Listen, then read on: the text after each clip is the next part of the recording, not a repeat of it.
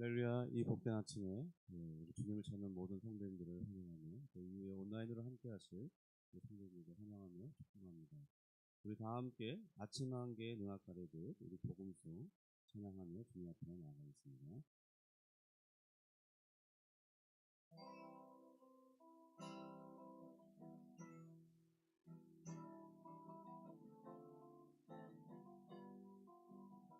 아침 한 개의 눈앞 가리듯 아침 한 개의 눈앞 가리듯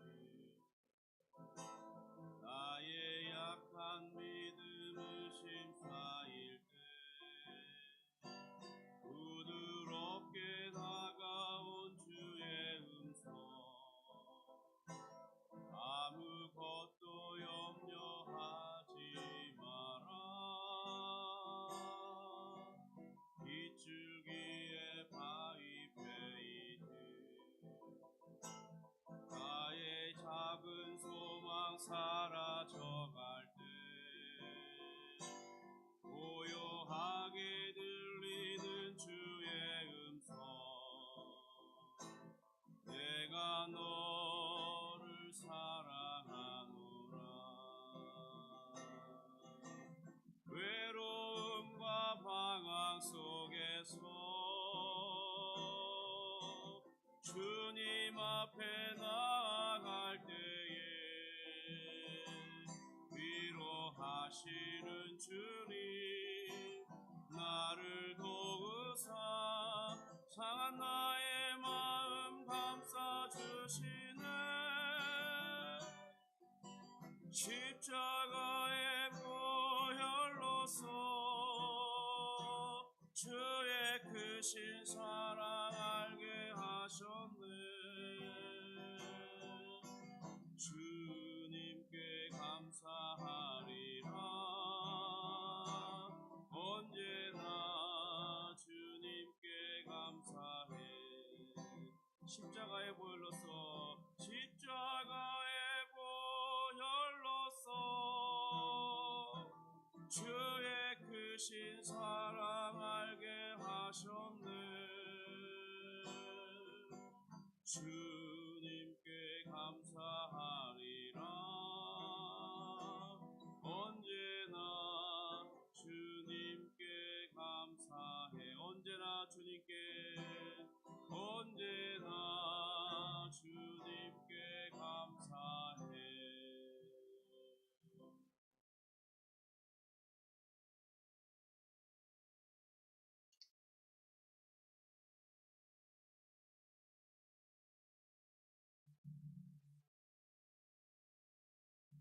우리 사도신경으로 우리의 신앙을 고백하겠습니다. 전능하사 천지를 만드신 하나님 아버지를 내가 믿사오니 그 외아들 우리 주 예수 그리스도를 믿사오니 이는 성령으로 잉태하사 동정녀 마리아에게 나시고 본디오 빌라도에게 고난을 받으사 십자가에 못 박혀 죽으시고 장사한 지 사흘 만에 죽은 자 가운데서 다시 살아나시며 하늘에 오르사 전능하신 하나님 우편에 앉아 계시다고 저리로서 산자와 죽은 자를 심판하러 오시리라 성령을 믿사오며 거룩한 공회와 성도가 서로 통하는 것과 죄를 사하여 주시는 것과 몸이 다시 사는 것과 영원히 사는 것을 믿사옵나이다. 아멘. 우리에게 은혜를 베푸시고 우리에게 선한 길을 인도하시고 우리가 그 길을 걸을 수 있도록 역사해 주신 하나님 아버지의 감사와 찬송을 올려드립니다. 오늘도 이렇게 현충일을 맞아서 우리나라를 위해 자신의 생명을 바친 그들의 수고로 오늘 우리가 평화를 누리고 안전을 누리고 있음을 하여 감사를 드립니다. 주님, 세상의 그 어떤 평화도 희생과 헌신 없이 이루어지는 것이 없사오니 우리 마음이 누리는 평화도 예수 그리스도의 희생과 헌신으로 말미암아 비롯된 것임을 하여 감사를 드립니다. 하나님 아버지, 우리 인생에 당하는 많은 고난과 어려움, 마음의 근심거리들을 우리 주님 앞에 내어놓고 참되게 쉼을 허락하시는 주님 앞에서 그 모든 것들을 주께서 주시는 것들을 누릴 수 있도록 도와주옵소서. 세상의 고민은 주께 맡기고 우리는 주님으로부터는 평강과 기쁨으로 살아갈 수 있도록 도와주시옵소서. 하나님 말씀 중에 힘을 얻기 원합니다. 말씀 중에 진리를 깨닫기 원합니다. 그 진리가 우리를 자유케 하는 것을 우리 인생 가운데 확인하기를 원합니다. 도와주옵소서. 기도의 힘을 실어주옵소서. 주의 성령으로 역사하여 주옵소서. 예수님의 이름으로 기도드립니다. 우리 함께 보실 말씀은 시편 4편 1절부터 8절입니다. 시편 4편부터 4편 1절에서 8절까지 말씀을 드리겠습니다.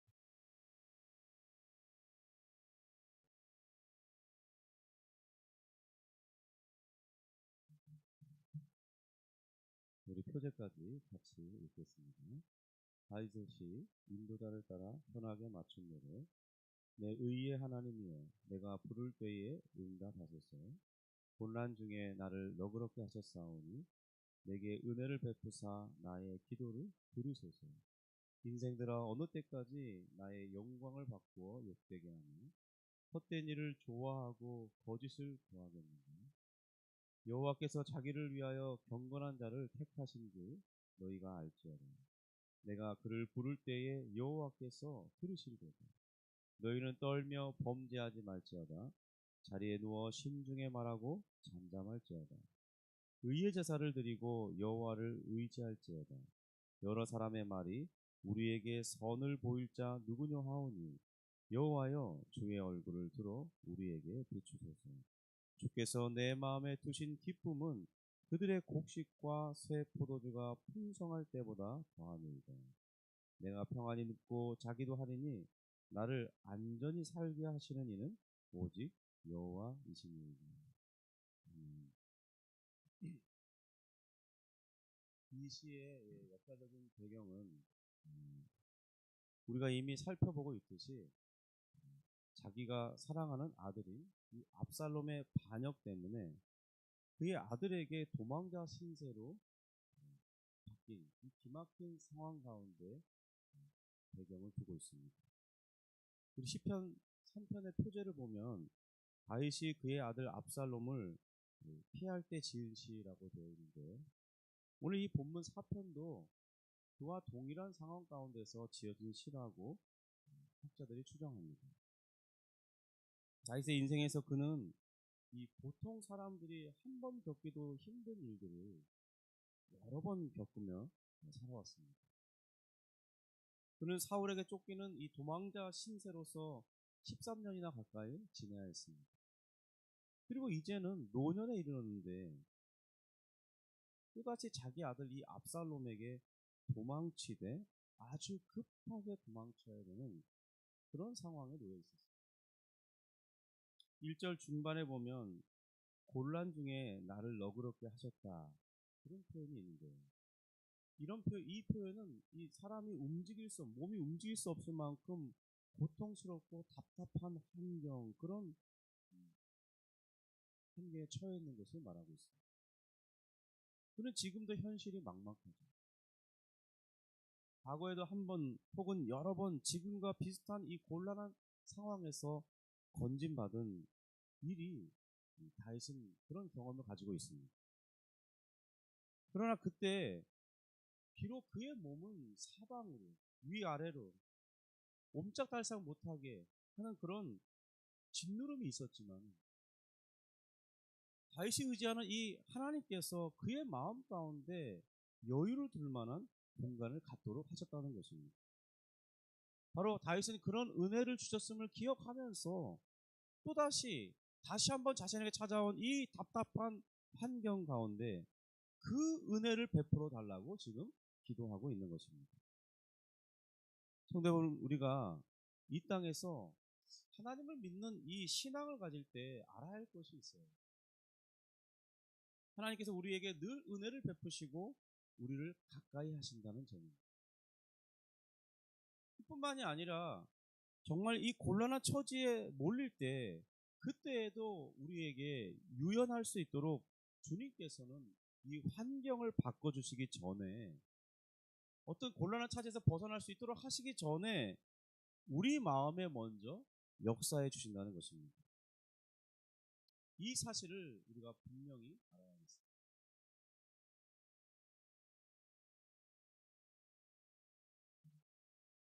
또한 하나님께서 우리에게 은혜를 베풀어 주시는 것은 분명하지만 우리가 이 땅에서 당하는 그 곤란한 상황까지 다 피할 수 있도록 한 번도 그런 곤란한 상황을 겪지 않도록 하시는 것이 아니라 때로는 우리가 그런 환경에 처하게 되는 것을 허용하시기도 하신다는 점입니다. 믿음을 가졌다는 많은 사람들이 이 부분을 그렇게 되도록 하지 않기를 생각하기 때문에 자신의 인생에서는 그런 것이 없을 거라고 기대하기 때문에 사람들은 종종 시험에 들고 올무에 걸려서 고통스러워하면서 하나님을 원망합니다. 성도 여러분, 그것은 우리가 가진 오해입니다. 하나님의 주권은 우리가 생각하는 것보다 훨씬 크고 높고 깊고 넓어요.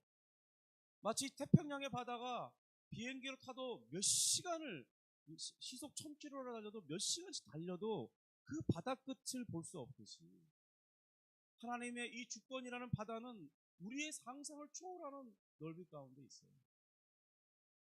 우리가 우주의 크기를 다 확인할 수 없듯이 우리 육안으로는 그저 이 하늘의 일부분만 보고 있는 것이듯이 하나님의 절대 주권의 바다는 우리의 상상을 초월하는 것입니다. 그런데 우리는 우리가 편리한 대로 생각해요. 내 마음이 이 고통스러워하지 않는 방향으로 하나님을 설정해 놓습니다. 그리고 자신의 이 설정해 놓은 범주 안 하나님을 딱 가둬놔요. 그리고 그렇게 해줄 때만 은혜로운 하나님이요, 그렇게 해주지 않는 하나님은, 그렇게 해주지 않을 때 그러니까 하나님에 대한 오해를 가지기 때문에 하나님에 대해서 불평감이 생기고 자신은 그것에 얽매여서 고통하는 거죠. 이것이 얼마나 어리석은 모습입니다. 마치 이 올무에 걸린 짐승이 정말 표하듯이 진짜 막 고통스러워서 데려와서 소리를 지르는 거예요. 우리 믿는 이들이 대부분 자신들이 하나님에 대해서 잘못 설정한 것 때문에 이렇게 고통하고 힘들어한다는 것입니다. 우리는 그것을 벗어버릴 필요가 있어요. 내가 정한 하나님의 어떤 틀을 벗어버릴 필요가 있다. 하나님은 그렇게 나의 그 갖춘 틀 안에 갇혀 계시는 분이 절대로 아니죠. 단지 내가 하나님을 가둬놓기 때문에 그 가둬놓은 틀 때문에 내가 괴로울 뿐입니다. 오히려 하나님께서는 그것을 뛰어넘는 분이십니다. 다윗은 이전에 이 곤란한 처지에 있어 보았고 또다시 이전과는 다른 종류의 곤란한 처지가 지금 찾아온 거죠. 과거 하나님께서 자신의 이 곤란한 상황 가운데서 헤쳐나올 수 있도록 해주신 것을 지금 그는 기억하고 있는 것입니다. 그래서 지금도 그렇게 해주기를 기도하고 있는 거예요. 한마디로 이 산전수전을 다 겪어보면서 그는 드디어 어린아이와 같은 이해를 벗어버렸습니다. 이제 성숙하게 이 환경을 바라볼 줄 아는 그런 안목을 갖출 겁니다. 그래서 이런 곤란한 처지가 왔을 때 어떻게 해야 되는지, 자신이 하나님께 무엇을 구해야 되는지를 알고 있는 것이죠. 우리는 오늘 이 시편을 묵상하면서 우리도 그런 신앙의 성숙함을 갖춰야 되지 않을까 싶습니다. 문제를 바르게 바라보는 분별력을 갖춰야 하지 않겠습니까?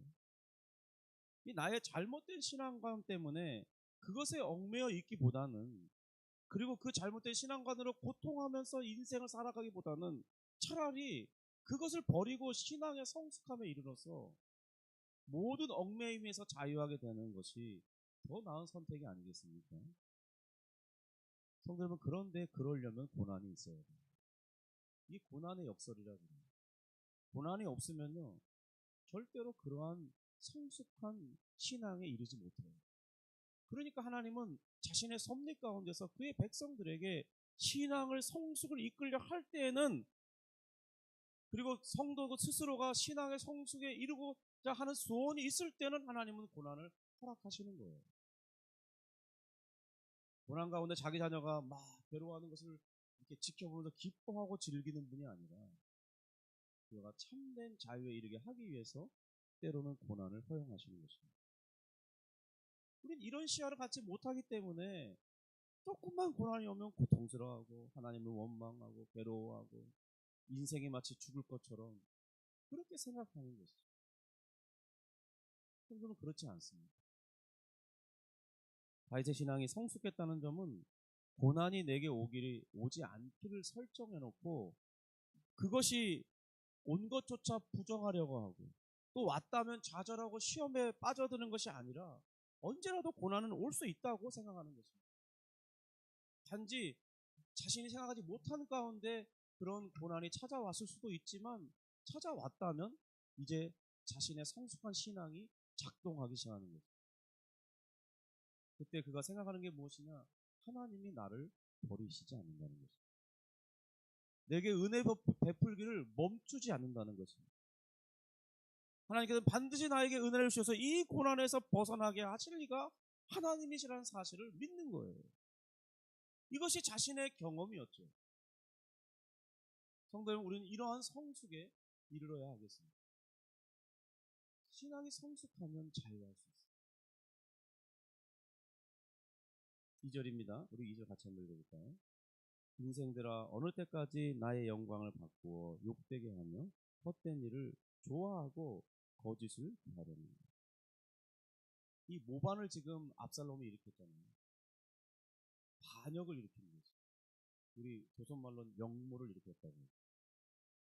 성공한다면 모르겠지만 실패로 돌아간다면 어떻게 되는 건지. 역모를 일으킨 자는 반드시 죽음을 면치 못하게 돼 있습니다. 다윗은 지금 왕입니다. 그가 도망자 신세로 바뀌었다고 해서 그의 왕권이 아직 끝난 것이 아닙니다. 왕은 한 번 왕이 되면 죽을 때까지 왕이죠. 이런 사실이 바뀐 것이 아니잖아요. 이 모반을 일으킨 이들은 다윗의 영광을 부끄럽게 만들었어요. 왜냐하면 지금 왕이 찬탈을 시도하고 있기 때문입니다. 또한 이 다윗을 욕보이게 했습니다.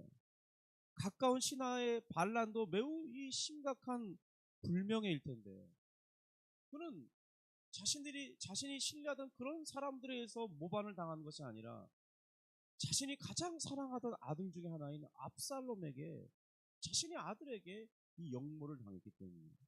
그러니까 이것이 얼마나 수치가 되겠습니까? 우리가 비록 이 땅에서 신자로 살 때 우리도 부끄러움을 당할 때가 있을 수 있다는 것을 생각해야 됩니다. 그러나 그렇다고 우리 그리스도께서 치르신 값진 희생이 없어지는 게 아닙니다. 그 가치가 약화되는 것이 아니에요.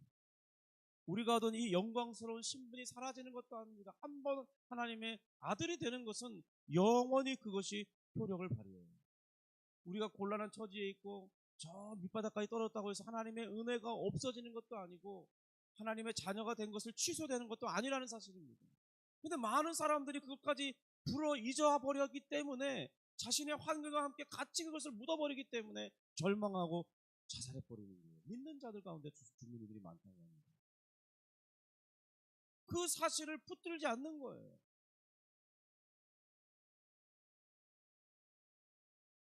압살롬의 시도가 헛된 일이듯이 세상에 때로 신자들인 우리조차도 헛된 시도를 할 때가 종종 있습니다.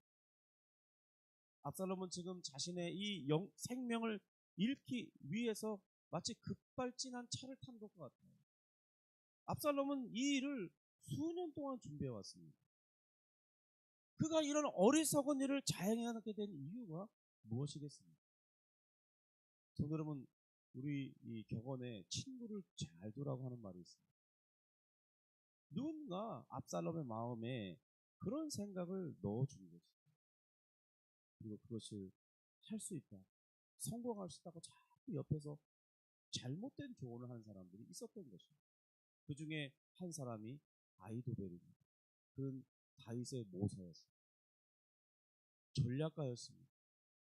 책략가였죠. 그런데 그가 당신이 왕이 될 사람이고 이렇게 역모를 하게 되면 성공할 것이라고 그를 그 방법을 잘 알려줍니다. 해보니까 돼요. 그러니까 성공할 수 있다는 확신이 들었기 때문에 역모를 일으킨 것입니다. 성도 말할 게 있어요. 영모는 성공하기가 쉽지 않습니다. 의외로 어려워요. 이 세상을 살아가는 이 모든 사람들은 신자도 예외 없이 때로는 이 사탄의 거짓 속임수에 잘 넘어간다는 사실을 우리는 인정해야 됩니다.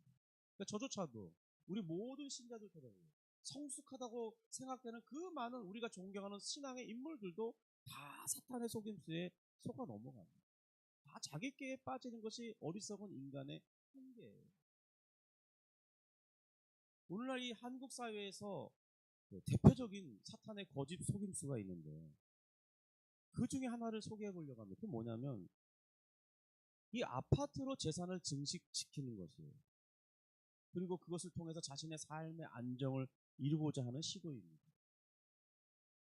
투자라는 말로 여러 집을 사면 부자가 될 수 있을 것이라고 생각합니다.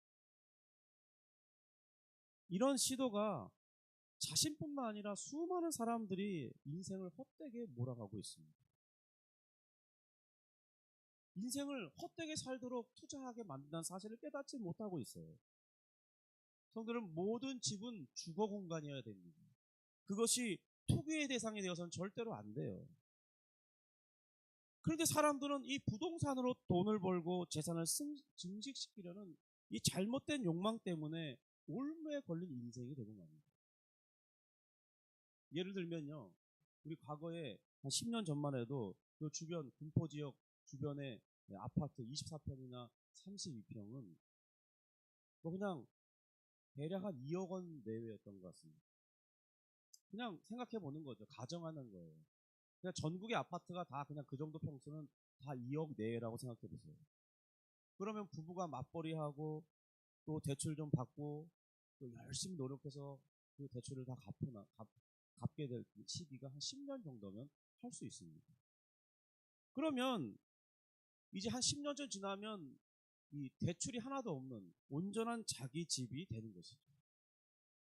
그런데 이제는 많은 사람들의 이 헛된 욕심 때문에 이 아파트 값이 부풀려졌어요. 그래서 이제 군포시에서는 그런 평수가 좋은 입지는 10억이 넘고 좀 안 좋은 입지는 4, 5억, 5, 6억 이렇게 해요. 그러면 자신도 동일하게 투기의 길에 들어서지 않는 이상 10년 안에 집 한 채를 갖기가 어려워졌다는 것입니다. 불가능해진 환경이 된 것이죠. 만약 그런데 이제 빚을 더 많이 내서 그 집을 샀습니다. 6억에 사고 2억짜리를 6억에 사고 10억에 샀어요. 그러면 그 집이 더 부풀려지지 않는 이상 어떻게 될까요? 그 사람들의 인생이 이제 10년만 고생하면 되던 인생이 30년을 그 아파트에 얽매여 살아야 돼요. 인생 절반, 황금기를 아파트 한 채 그 사는 것에 다 투자해야 되는 거예요. 사람들이 이렇게 어리석습니다. 작은 집 하나를 얻고자, 그리고 영원히 그걸 소유할 수도 없는 그 집, 그 집에 자신의 가장 중요한 젊음의 핵심을 다 쏟아부어 버리는 거예요. 그 생각을 못 하는 거죠. 만약에 그렇게 살지 않고 그냥 집은 주거 공간이니까 집에 집착하지 않는다면 그가 가지고 있는 나머지 돈으로 그의 인생이 얼마나 윤택하고 풍요롭게 살 수 있는지는 생각하지 못하는 것입니다. 불안감에 자꾸 거기를 몰입하게 되거든요. 성도 여러분, 집에 대한 소유욕을 포기하면요, 현재 우리의 삶은 엄청난 풍요를 누릴 수 있습니다.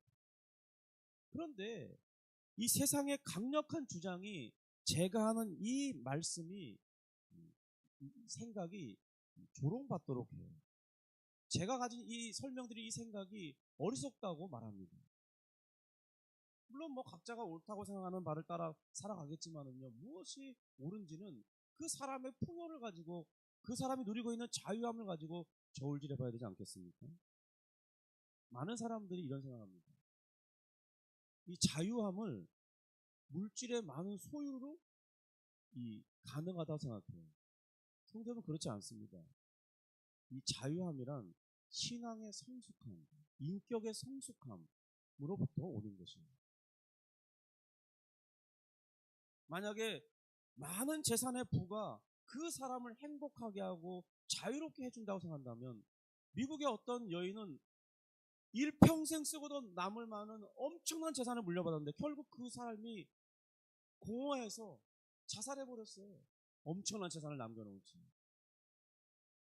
그것을 어떻게 설명해야 됩니까? 많은 자산이, 많은 정말 우리가 그렇게 부러워하는 수천억, 수조 원의 재산을 가지고 있는 그 사람이 왜 자살해야 되는 거죠?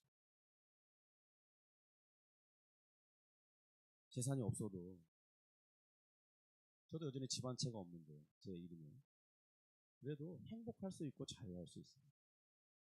신앙의 성숙이 자유케 하는 거예요. 그런데 우리는 그걸 받아들이려 하지 않아요. 그래서 고통 가운데 사는 것입니다.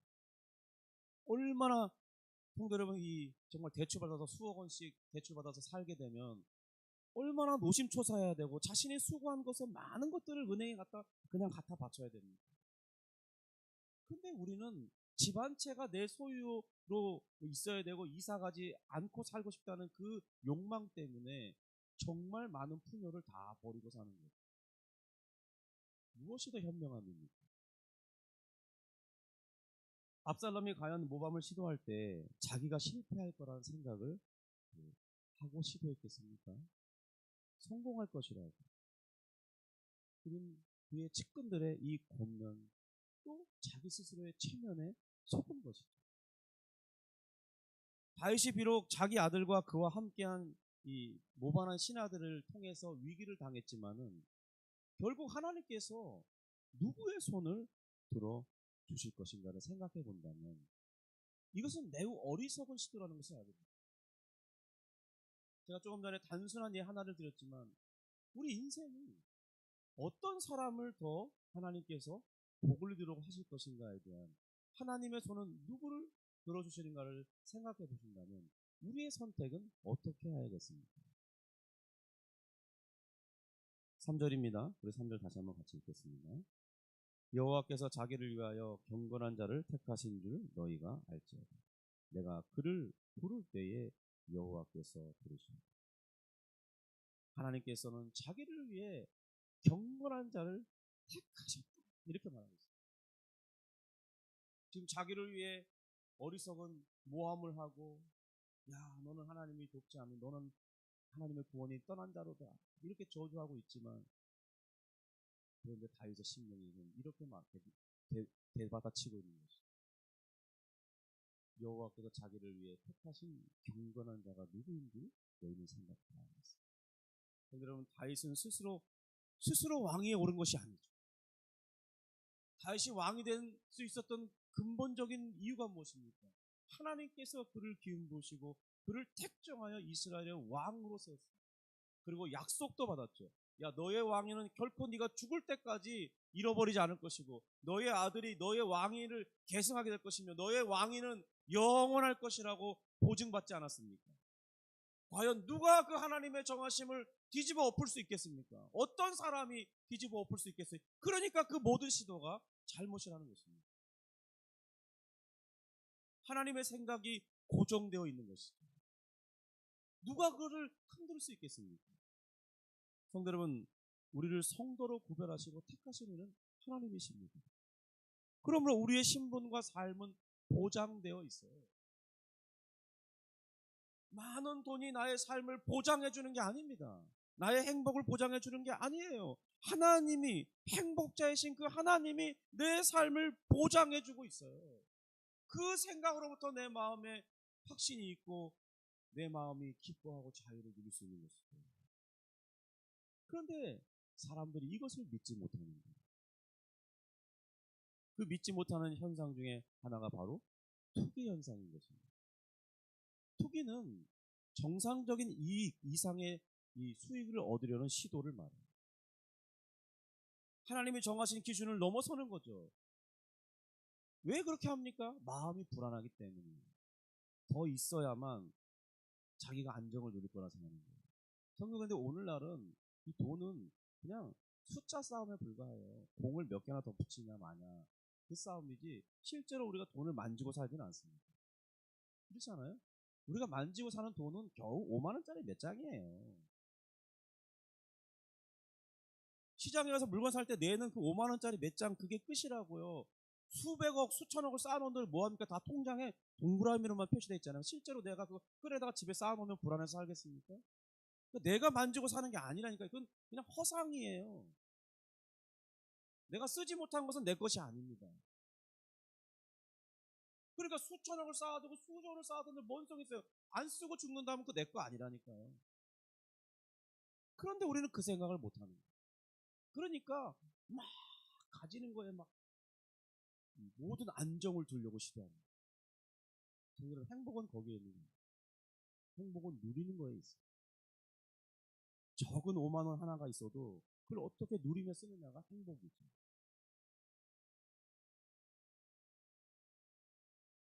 다윗이 왕이 된 것은 스스로 취한 것이 아니었습니다. 압살롬은 자기를 위해서 스스로 취한 자리였어요. 과연 누가 그 왕위를 차지하게 되겠습니까? 스스로 취한 것이 아니라 하나님의 권위에서 세워진 사람, 스스로 그것을 쟁취하려고 시도하는 사람, 하나님이 누구를 인정하시겠냐? 우리가 구원받은 것은 외면적으로는 우리가 예수를 믿어야 되고, 교회를 내가 나와야 되고, 신앙을 지키기 위해서 우리가 고토해야 됩니다. 그건 우리의 표면적인 모습이에요. 그러나 그런 우리의 수고와 노력이 열매를 맺도록 맺기 위해서는 우리보다 더 수고롭게 하시는 이가 있었어야 돼. 사실 우리가 받은 이 구원과 모든 은혜는 우리의 노력으로 주어진 것이 아니잖아요. 내가 그걸 어떻게 누릴 수 있게 되었습니까? 내가 어떻게 교회를 다닐 수 있게 되었습니까? 내가 어떻게 믿음을 가질 수 있게 되었어요? 믿음의 근원은 다 말씀에 기록되어 있는데 말씀 내가 기록한 게 아니잖아요. 이거 내가 인쇄했습니까? 그렇지 않잖아요. 나는 그저 한 3, 4만 원, 요즘엔 5만 원 줘야 되던데 5만 원 주고 산 것뿐이잖아요. 내 노력은 그저 5만 원 지급한 것뿐이 없어요. 그러나 하나님의 이 모든 준비는 다 하나님이 하신 것이에요. 내가 가질 수 있도록, 내가 이것을 누릴 수 있도록 하나님이 다 허락해 주신 것이죠. 수고롭게 일하신 이는 따로 있다는 겁니다. 구원의 은혜가 베풀어지기 위해서, 그것이 우리의 것이 되게 하기 위해서 이 주신 것을 우리가 잃어버리도록 하지 않기 위해서 일하시는 분이 계세요. 우리는 그분을 삼위 하나님이라고 불러요. 성부 하나님, 성자 하나님, 성령 하나님. 이 세 분 모두를 우리는 여호와 하나님이라고 부릅니다. 바로 언약의 신실한 하나님. 한 번 약속하신 것을 끝까지 지키시는 하나님. 절대로 변개하지 않기 때문에 우리의 구원에 안심 얻을 수 있는 거죠. 그런데 우리가 이걸 못 믿는 거예요. 이걸 생각하지 않아요. 그러니까 인생이 불안해지는 겁니다.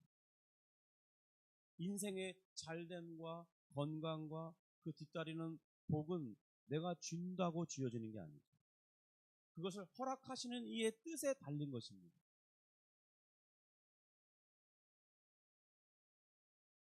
아주 곱고 이 메마른 모래를 혹시 쥐어본 적이 있습니까? 혹은 물을 이렇게 퍼서 움켜 쥐어본 적이 있어요? 손에 남는 게 없어요.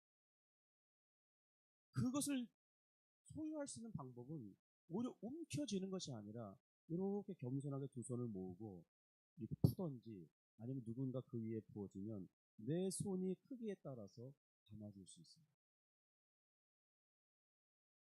소유는 그렇게 누리는 거예요.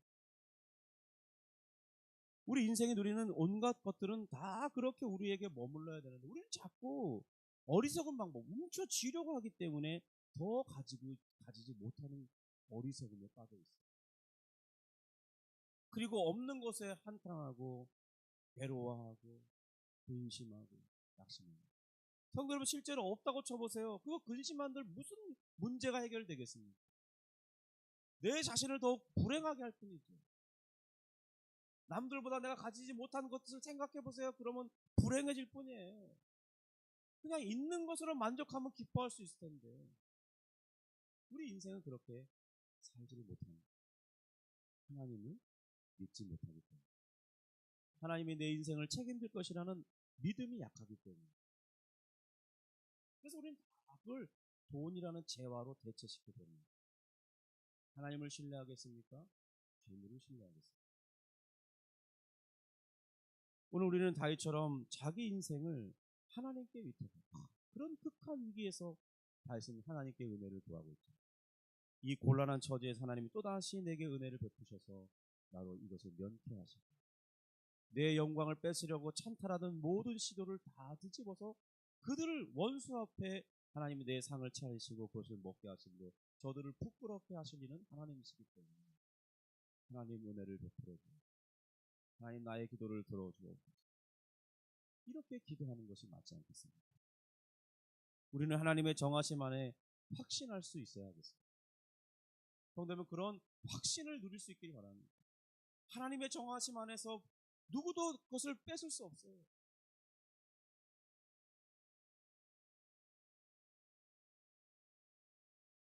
비록 지금 이 시는 반역한 아들에게 도망쳐야 하는 이 신세에서 그리고 곤란한 중에 있는 상황에서 과연 누구의 손을 들어줄지 예측할 수 없는 그런 상황에서 쓰여진 시입니다. 그러나 권투 경기의 심판관처럼 이미 승리의 손을 올릴 그 심판의 마음은 고정되어 있습니다. 하나님은 그 위기 가운데 망할 것 같은 상황과 있는 다윗의 손을 이미 승리자로 들기로 결정하고 계십니다. 압살롬의 손을 잡고 있지만 이렇게 하실 리가 없어요. 이건 하나님이 정하시면 이것이기 때문에. 성도는 우리는 하나님의 이 손에 들린 사람입니다. 뭘 두려워합니까? 우리의 삶이 하나님께 고정되어 있습니다. 복받기로 은혜 받기로 영광 가운데 이르기로 고정되어 있음을 생각하시고 다윗처럼 확신할 수 있기를 소원합니다. 그리고 이 사실을 바탕으로 오늘 기도의 힘을 얻고 오늘 하루를 살아갈 능력을 공급받기를 주님의 이름으로 축복합니다. 기도하겠습니다. 하나님 아버지 감사합니다. 우리 인생은 하나님 앞에 확정되어져 있는 인생입니다. 우리는 하나님을 믿지 못합니다. 우리 생각이 거기까지 미쳐있지 못합니다. 우리는 다른 것으로 내 만족거리를 삽니다. 헛된 것, 지울 수 없는 것으로 만족을 누리고자 생각하기 때문에 도리어 그것이 나의 인생의 올무가 되고 현재 누릴 수 있는 많은 행복들을 다 놓쳐버리고 시간까지 다 써버리고 이제는 돌이키기 어려운 그런 환경을 향해서 종점을 향해서 달려가고 있는 게 뭡니까?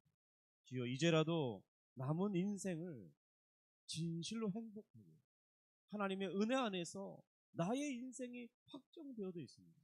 나는 은혜 받은 자요 장차로도 은혜 받을 자로 그리고 영광에 이를 자로 고정되어 있음을 생각하고 오늘 그것을 생각하고 기뻐하고 내게 허락하신 것이 족한 줄로 알며 감사하며 만족하는 삶을 누릴 수 있도록 도와주옵소서. 하나님 그러므로 정말 우리의 신앙의 생각이 성숙되어져서 바르게 분별함으로 얽매임에서 자유할 수 있도록 모든 고통 주는 것들에서 자유할 수 있도록 도와주시고 진정으로 하나님 안에서 풍요로운 자로서 살아갈 수 있도록 도와주시옵소서.